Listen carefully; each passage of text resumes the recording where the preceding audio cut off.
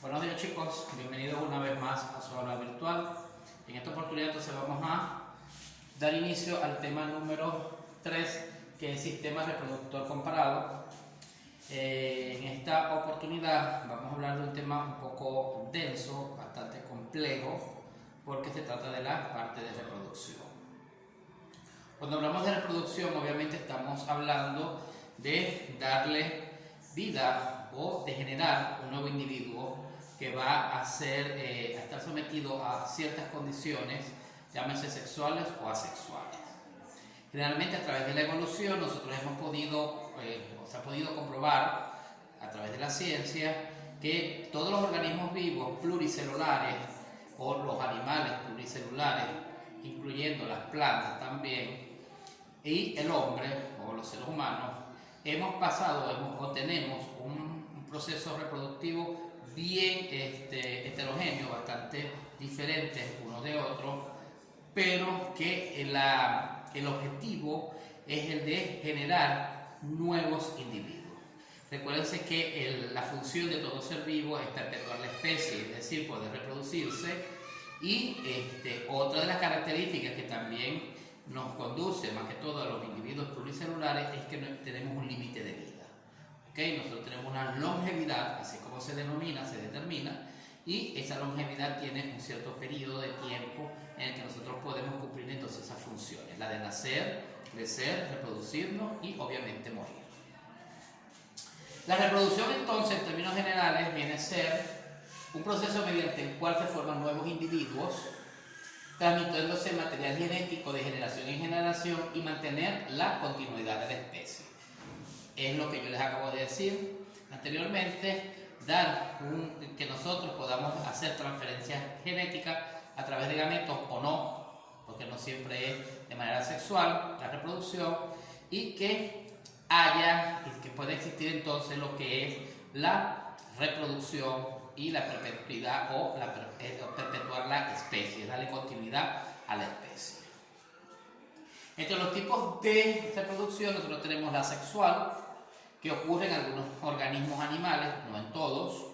Se caracteriza por la ausencia de gametos, es decir, que no hay un proceso de fecundación, no existe la hembra y el macho, o la mujer y el hombre, ¿ok?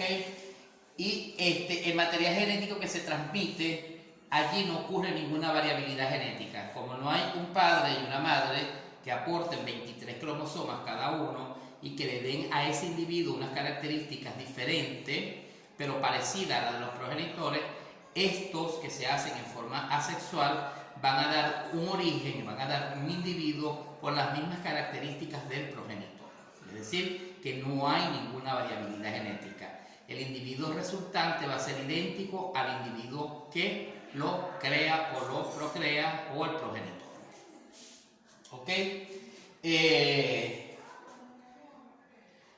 Hay dentro de estos procesos asexuales, dentro de la fecundación o de la reproducción asexual, tenemos un aspecto que se denomina gemación. La gemación es donde el progenitor produce una yema, ¿ok?, que luego se desprende y va a dar como origen a un nuevo individuo. Es decir, que como ocurre quizás en las plantas, que nosotros arrancamos una parte de la planta, una rama, con la yema, y esa yema podemos meterla en agua y ella va a producir raíces y se va a reproducir. Así pasa también con algunas especies animales, se reproducen a través de yemas, ¿ok? Entre estos individuos tenemos las esponjas y tenemos las hidras. Generalmente las reproducciones asexuales se dan en los individuos que están en el mar.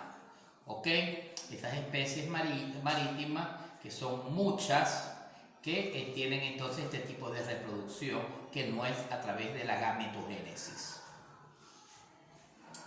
Hay otro proceso asexual que se denomina regeneración. Ocurre en algunos animales cuando pierden un trozo de su cuerpo. Es decir, ese trozo de su cuerpo se pierde, lo pierde el animal, y de ese trozo que se desprende del animal surge un nuevo individuo, y así sucesivamente. Eso lo podemos ver fácilmente. Un ejemplo tangible son las estrellas de mar. Las estrellas de mar, ellas pierden una de sus puntas, uno de sus brazos, y de ese pedazo, de ese brazo que se desprende, se origina un nuevo ser vivo. Es decir, un individuo que obviamente va a ser igual al progenitor, porque allí no hay gametogénesis, allá no hay la unión de un gameto masculino y uno femenino, o de un macho y una hembra, y por ende el individuo resultante va a ser igual entonces al progenitor. Luego hay otro que también dentro de la actividad asexual o dentro de la reproducción asexual, que se denomina fragmentación. La fragmentación ocurre en aquellos animales donde se fragmenta en varias porciones, quizás entre 8 y 9, 7 y 9 porciones, y cada uno puede generar un individuo. Esto se da mucho en las planarias, ¿ok? Las planarias son individuos que se fragmentan y cada fragmento va a dar origen a un nuevo ser vivo, ¿ok? Esa es la manera de reproducción que tienen estos animales.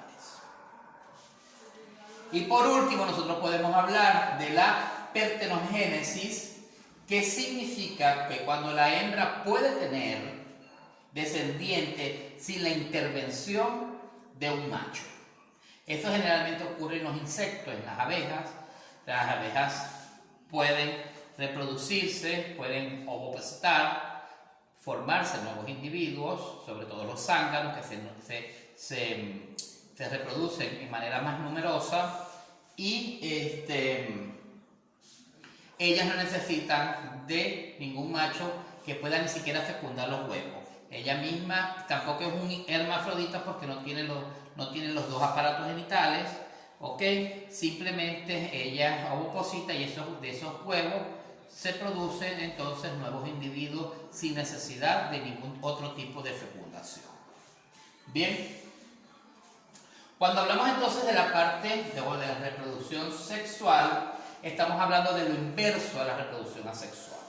En este caso, entonces, sí hay un proceso donde intervienen las células germinales reproductivas, eso se denominan gametos. Allí hay un proceso de gametogénesis que se fusionan en un proceso llamado fecundación. En ese proceso de fecundación, obviamente, se va a formar un huevo cigoto, ¿ok? Donde va a haber, en el caso de los mamíferos, va a haber la producción de un individuo que va a estar allí formado. O en otros animales que se van a dar por otros estilos de fecundación, que lo vamos a ver más adelante. En esta parte, si hay la descendencia sí va a adquirir una variabilidad genética, porque obviamente cuando está el gameto femenino o el gameto masculino, o el de la hembra, el del macho, el del padre o de la madre, estos individuos van a aportar cromosomas cada uno de ellos que les van a dar entonces algún sentido y les va a proporcionar entonces diferenciaciones genéticas a los individuos resultantes, es decir, a los descendientes o a los hijos. Esta fecundación puede ser externa, ocurre fuera del aparato genital de la hembra, como en el caso de los peces.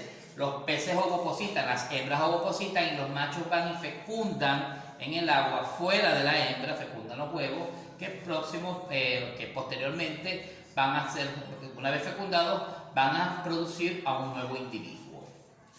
¿Ok? También ocurre en anfibios y generalmente en los erizos de mar. Hay un tipo de reproducción sexual que se llama interna, que es la que generalmente ocurre en todos los organismos pluricelulares que tienen reproducción sexual.